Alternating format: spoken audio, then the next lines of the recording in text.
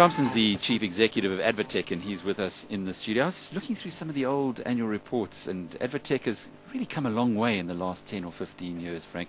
I think at one stage you had more than 3 entry points into the company. Then it was consolidated into one, and you really focused on the education, private education field, and showing the results. Even in this difficult time, seeing the dividend up 7%, headline earnings per share up also 7%.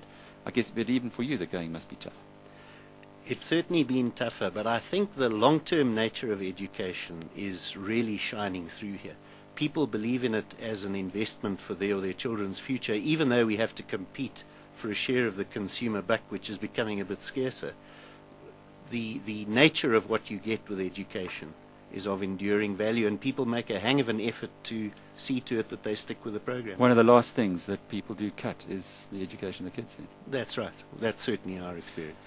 What about the risk that at some point in time government will look at private education in the same way as it did look at private hospitals and say it's not fair to have this elitism? That's a tough question to answer right now, but I can tell you that it seems to us that there is quite wide acceptance of the existence and the value of the continued existence of an independent education sector. It has an ability to be flexible, to innovate, to do things in a leadership role, which really help to set the tone if there is the right collegial atmosphere, which we certainly strive for. But the antagonism that might come out of government, that private schools steal the best teachers because they can pay better, that private schools will attract the best students, the best learners, I suppose, in the local way that you describe it, because they have smaller classes and so on.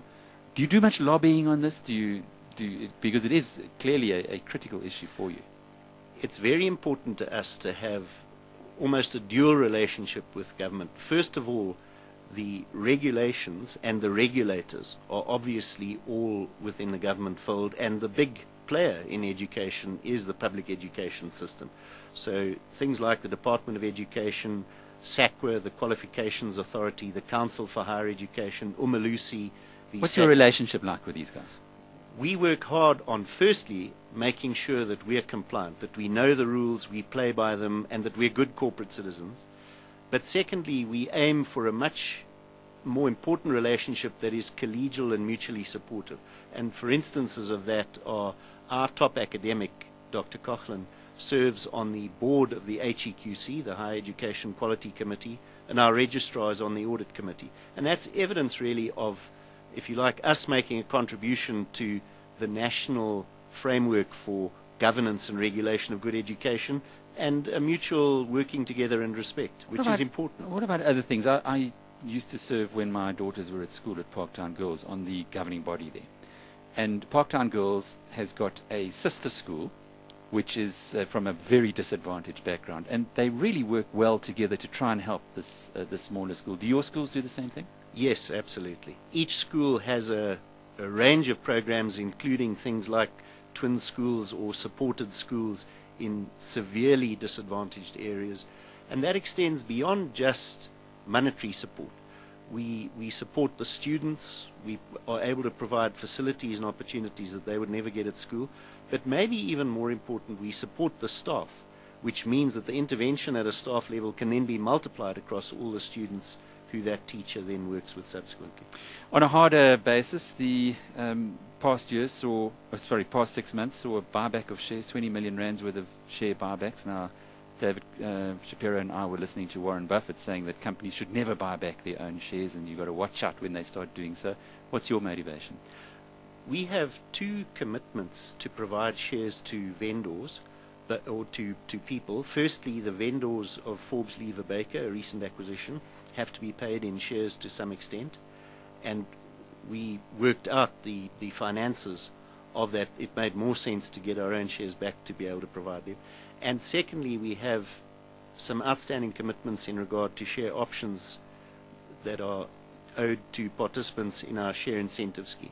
So there's a specific reason why you're buying back the shares, absolutely, not just a program to maybe keep up the share price. The approval given by the board was limited to the requirement to cover part, in fact, of that outstanding commitment, not even the whole amount. I can never let you go without touching on these legal proceedings against the Wally Hockeys. It's been going on now for many years. Yes. Without dredging up the past, how close are you to being able to settle this?